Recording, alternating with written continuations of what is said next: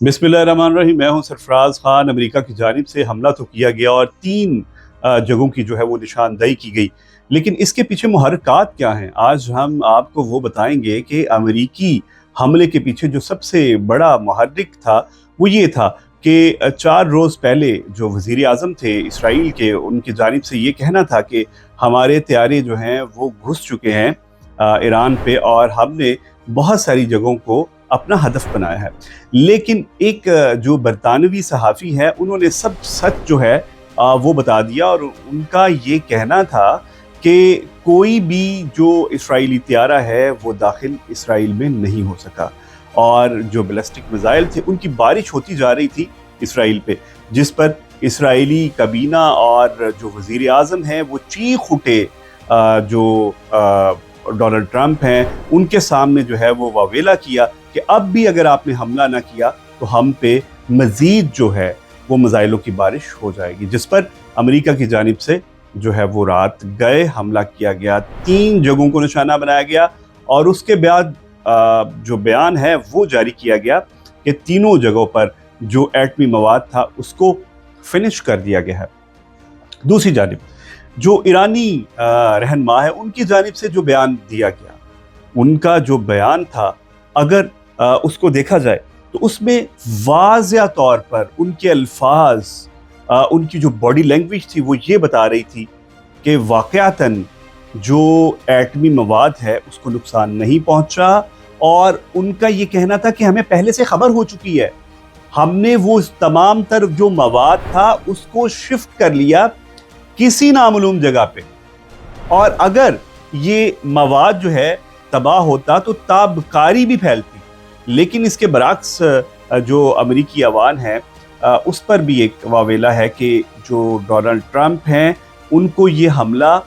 नहीं करना चाहिए था, चूँकि लॉस एंजलिस में एहतजाजी मुजाहरे हो रहे हैं, वो मुजाहरों की जो तादाद है वो बढ़ती जा रही है। अब न्यूयॉर्क में भी पहले अलामती मुजाहरे हुए और अब जो है वो मुजाहरे जो हैं वो हो रहे हैं। इससे कबल रूस और चीन के जो रहनुमा है उनकी जानिब से भी अमेरिका को खबरदार किया गया था कि आप अगर खुद से इस जंग पे आए तो इसका बुरा अंजाम होगा। अब सारी सूरत हाल जो है वो एक वाज़िया तौर पर सामने आ चुकी है। अब जो बयान ईरानी रहनुमाओं की जानिब से दिया जा रहा है, उन्होंने कहा कि ईरान का वो हाल नहीं हुआ जो अब अमेरिका का हाल होगा। इसका मतलब ये है कि ईरान के पास अभी भी जो बैलिस्टिक मिसाइल हैं, जो टेक्नोलॉजी वो इस्तेमाल कर रहे हैं, वो टेक्नोलॉजी अभी भी उनके पास मौजूद है और वो अमेरिका के लिए भी उसको बुरे कार लाएंगे। हमारी एक ईरानी सहाफ़ी के साथ जब बात हुई तो उनका एक वाज़िया तौर पर उनका ये कहना था कि हमारे मुताबिक, जो हमारे ज़राए हैं उनके मुताबिक 2 दफ़ा एक ज़लज़ले की कैफियत आई ईरान में और उस ज़लज़ले की कैफियत ने बताया कि ईरान की जानिब से जो एटमी उनका प्रोग्राम है उसका तमाम तर तजर्बा जो है वो कर लिया गया है। यहाँ पे एक बात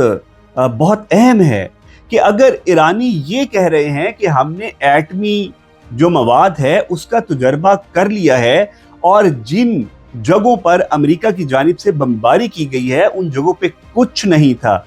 अगर तो ईरान का ये सच है तो हो सकता है कि ईरान का जो अगला हदफ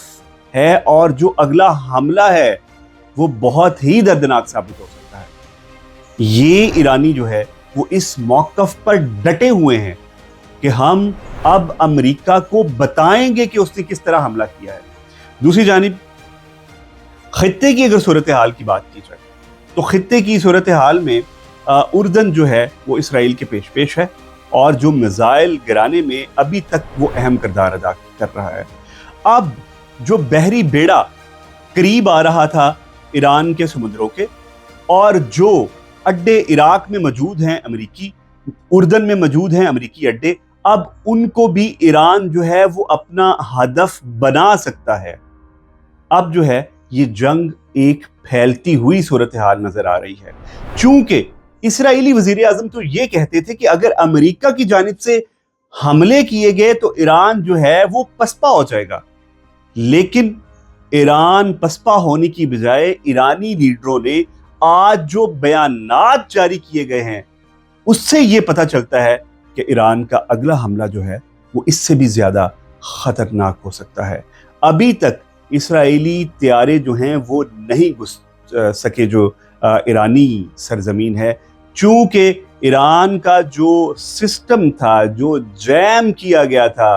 اس کو جو ہے وہ دفاعی سسٹم کو ایک دفعہ بحال کر دیا گیا ہے۔ اب اس جنگ میں آگے کیا ہوتا ہے، کہاں تک یہ پھیلتی ہے، ہم آپ کو اگلے ایپیسوڈ میں سب کچھ بتائیں گے۔